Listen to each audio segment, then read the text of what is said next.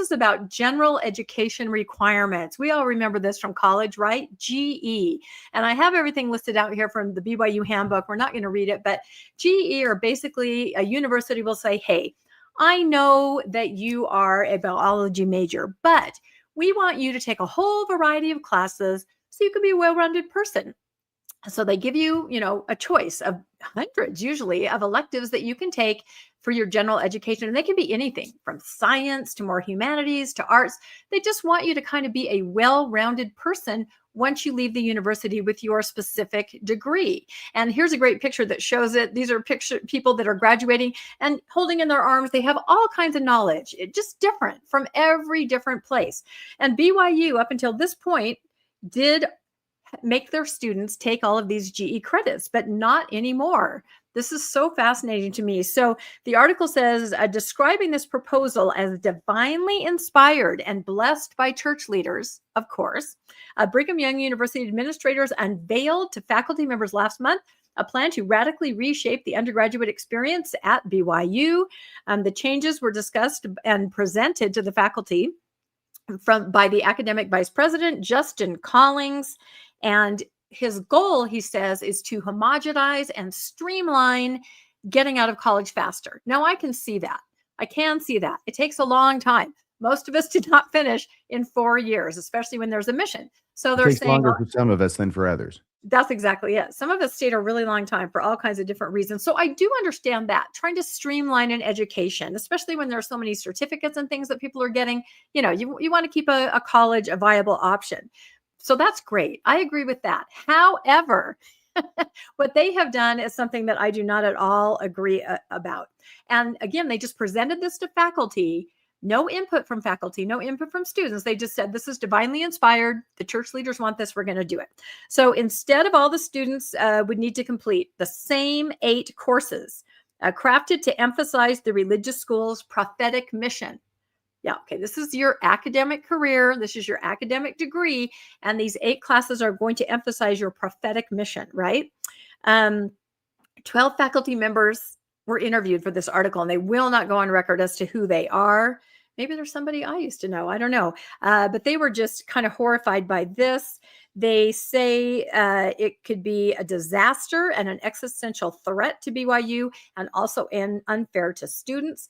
And the academic vice president did listen, and he has, as the title of the article says, put the brakes on it for now. I don't for one second believe that they're not going to implement this, but they may repackage it in another way. But for now, they're saying, okay, we're going to kind of put this on hold for a second. But what I want to do is share with you the names of the proposed courses, and you guys can make up your mind. Maybe you think this is a great idea for an academic university that when I was going there, it was known as the Harvard of the West. That is what Holland and Lee, the presidents then, before it was a calling, wanted it to be. Talked about great research and, being well known for its academic pursuits. Since then, I think it's really gone the other direction. So this is a picture of Collings, who made that announcement. So 8 courses. The first one is BYU Foundations for Student Success. And, that's okay. It's just kind of a general class. This may be the one where they have to read the Musket Talk. I actually think that might be another one.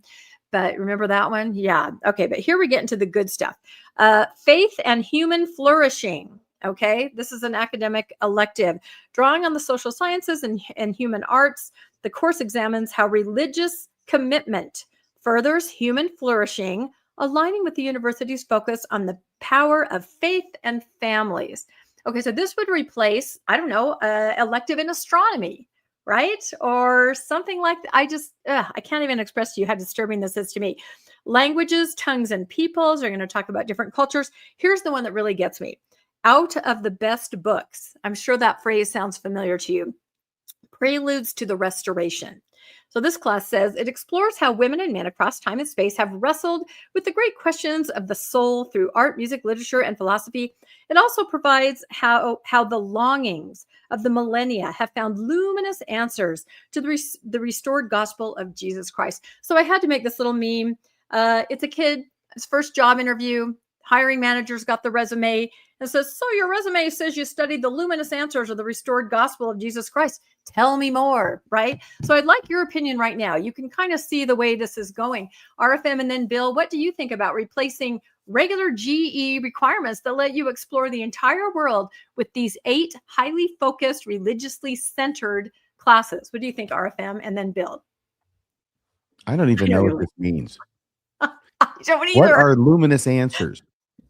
This course provides how the longings of the millennia have found luminous answers to the restored gospel. I thought the gospel of Jesus Christ was supposed to be the answer. You think this credit is going to transfer? You think some other university is going to go, oh yeah, we got a luminous class. Sure, that'll transfer straight over. It's not going to happen. BYU may have been aiming for the Harvard of the West, but I think they've made it to the Liberty University of the West. That's it. Yep. What do you think, Bill? Somebody else said the same thing. So none of these would transfer to other schools. When you say 8 classes, that's not quite your full first year, but that's more than your first semester. You're dedicating a significant portion of your education to insider baseball, inside Mormonism. The church already punishes the kids who lose their testimony by taking their credits away.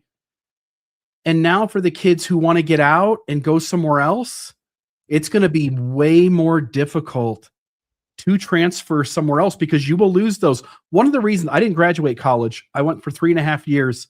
I stopped short of my student teaching and my methods classes in elementary education. And one of the main reasons was that in trying to transfer from Bowling Green State University to Ashland University, I had about 15 or 16 credit hours that were going to just not transfer over. And I was going to have to go to the community school and make those up. And that's one accredited university to another with classes that are all focused on higher education. When BYU students try to transfer somewhere else, there will already be some classes that don't transfer anyway in their normal education classes. And these 8 classes will definitely not transfer. The school is making it exponentially more difficult for anybody to leave BYU. So if one loses their testimony, you're not going to be able to transfer out and you're not going to be able to stick around. And so they have made it so that you are going to be find yourself in a Sophie's Choice with a hard road ahead of you. Yep, that's it. And that's why I made the comment. They're turning it into the Pathway program, which is, a little bit of academic classes sprinkled in with, so much religion. So I won't read through all the classes, but they all just have a weird twist to them that is through this lens of Mormonism. The class that used to be American Heritage, if any of you went to BYU, you remember that. History, it was amazing. Now it's all about protecting the Constitution and religious freedom. It just is pushing that LDS agenda. So you can pause on this and look at the other ones. But it said that among the most common concerns the faculty members shared with the Tribune was the proposal's potential to devalue diplomas and hurt would-be transfer students, like you guys talked about, by saddling transcripts with idiosyncratic classes likely to raise the eyebrows of human resource and admission officers. What the hell is this, right? Several interviewees expressed particular alarm over the framing of faith and human flourishing and out of the best books, preludes to the restoration. This is actually a phrase out of the D&C. That does not belong in the title of an academic class. And they say there is no way that this is about the students. This is about something else. And of course, another thing that they're concerned about is all the recent, everything that happened with, Clark, I'm going to say it again, Clark W. It's not W, is it? It's something. Our new elder Gilbert, right? I made the joke about Clark Griswold so much that I can't unmake it. That's right. I think it's Gilbert Clark, isn't it? I think it is. Yes. No, it's Clark Gilbert. No, it's Clark Gilbert. Yeah, no, I said that. But is his middle initial H? Why can't he have a normal name like everybody else? I can't say it anymore because I made that Chevy Chase joke over and over. I'm a terrible newscaster. Anyway, so he, of course, was the commissioner of education for the church. He sorted the faculty into all the different houses, open faux. So the faculty's already really gun shy and concerned. And there's a new now commissioner. That's Elder Razban. Not the Elder Razban, but the other Elder Razban. We talked about that. So there's just a lot of concern about that. And, for now, for now, they have said, okay, there's Elder Rasband and Brother Collins. They've said we're going to dial it back, but they're not going to dial it back. The first sentence of what I just reported on said this is inspired and by design from the church leaders. So this is what's going to happen. I do want to point out another thing they say is no input from the students whatsoever. There should be some kind of input from faculty and students. And as somebody already brought up in the comments, are you guys aware that at BYU, you already have 14 religion credits? Now, you can choose among some of the different religion credits, but you must take, marriage in the family or the eternal family? Yeah, the eternal family is a class you have to take. So 14 plus 8. Do you know how much of your college career is now spent on these types of classes? Of course, it's going to raise eyebrows if you try to go somewhere else or get a job somewhere else. So anyway, we'll see what happens. We'll monitor, but I will make the prediction that this is not going away. It's just kind of stalled for now for PR. Final thoughts from you guys on that, Arfan, then Bill? No, I don't have any other thoughts, or if I did, it escaped me. Well, yeah. Go ahead, Bill. Just what you guys are saying, that this isn't all going to, you're spending so much time trying to lock people in step with the religion that the kids will go out of BYU with an education that is less than par.